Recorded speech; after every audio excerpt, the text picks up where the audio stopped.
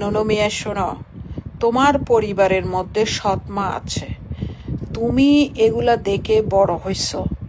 তোমার যে মা ছিল সে সৎ মার ঘরে বড় হয়েছে, সৎ মা ছিল। তোমার যে নানি ছিল, তোমার যে নানা দুইটা বিয়ে করছে, তোমার নানার বাড়িতে তোমার মারা বড় হয়েছে, তোমরাও বড় হয়েছ। তাহলে ওখানে যে তোমার নানার যে আগের একটা ফ্যামিলি ওখানে এখনো বসবাস করে, কোনো পরিচয় আছে? কতটা বিচ্ছিন্ন। তোমার যে আপন মার যে ভাইরা, তারা দুই ভাই, তারা কীরকম চলাফেরা করে, তারা আরেক দরজা দিয়ে বের হয় এখনো পর্যন্ত। এত ইয়া হয়ে গেছে। তোমরা যে যাও নানার বাড়িতে, আগের ঘরের ছেলে মেয়েগুলোর তো কোনোদিন একটা সালামও দাও নাই, ঘৃণা করো। তো তুমি এগুলা দেখে বড় হইছ, তুমি ঘৃণা করে বড় হইছ সৎদেরকে। তো তোমার সন্তানেরা তোমারকে কি করবে সেটা তুমি জানো না।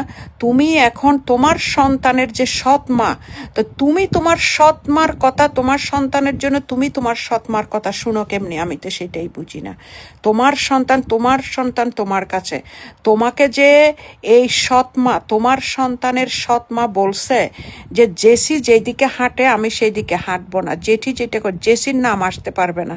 তো তুমি সেই মাতারিকে কিভাবে রাখছো, কিভাবে রাখছো? তুমি সেই এরকম আরো অনেক কথা বলছে, আমি শুধু এইটুকুই বলতেছি। তোমাকে যে সে লাত্তি মেরে ঘর থেকে বের করে দিচ্ছে, হ্যাঁ, যে জেসির কাছে চলে যা, জেসির সন্তানের কাছে চলে যা, তো তুমি সেই মাতারিকে কিভাবে তুমি তোমার সংসারে রাখছো?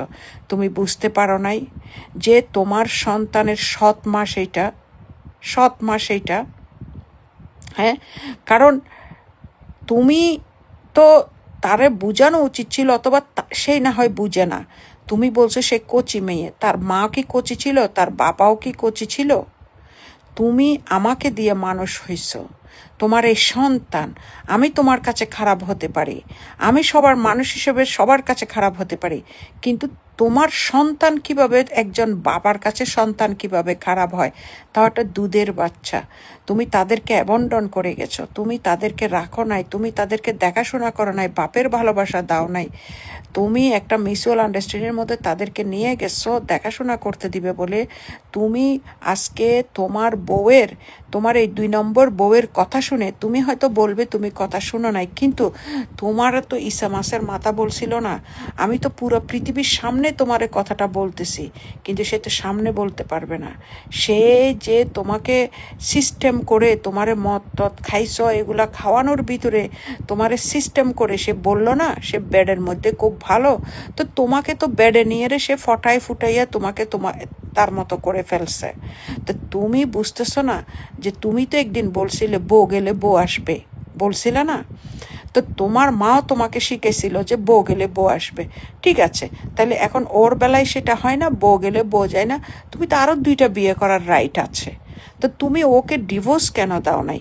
ওকে ডিভোর্স কেন দেয় নাই? সন্তানের কারণে। তুমি সন্তানকে কিভাবে অ্যাবন্ডন করে দিলে? তুমি কি আল্লাহর কাছে মাপ পাবা? আল্লাহর কাছে তুমি ইয়া পাবা? বলো। যে বাচ্চাগুলোর জন্য তুমি এগুলো করছো, এগুলো এখনো মাটির সাথে কথা বলে। তোমাকে যে বলছে যে আমার বাচ্চারা ছোট ছোট, সেই যে একটা হিংসা করতেছে তোমার এই বাচ্চাগুলি যে বড় হচ্ছে এগুলার জন্য। আমি যে এগুলার বড় করে একটা লাইনে নিয়ে যাচ্ছি, সব কিছু করছি, তো তোমার এই বাচ্চাগুলা কি তোমার খাটিয়ে ধরবে সেটা তুমি গ্যারান্টি দিতে পারো? তুমি আমার বাচ্চাগুলাকে সৎ ভাইয়ের সাথে দেখা করাইছো, সৎ ভাইয়ের সাথে মিলামেশানো করার চেষ্টা করছো। তুমি গাছের গোড়া কেটে দিয়ে আগার ফল কিভাবে খাবে এটা আশা করো? গাছের গোড়ায় যদি পানি না দাও, গাছের গোড়া যদি ঠিক না রাখো, আগার ফলটা তো এমনিই পচন ধরে যাবে রে বাবা। এটুক বুদ্ধি কি তোমার ছিল না? তুমি আমাকে বাদ দিয়ে আমার সন্তানকে দিয়ে তোমার সন্তানকে ভালোবাসার চেষ্টা করছো। আমি আমার সন্তানকে মানুষ করছি কি তোমার সন্তানকে দেখার জন্য? বলো।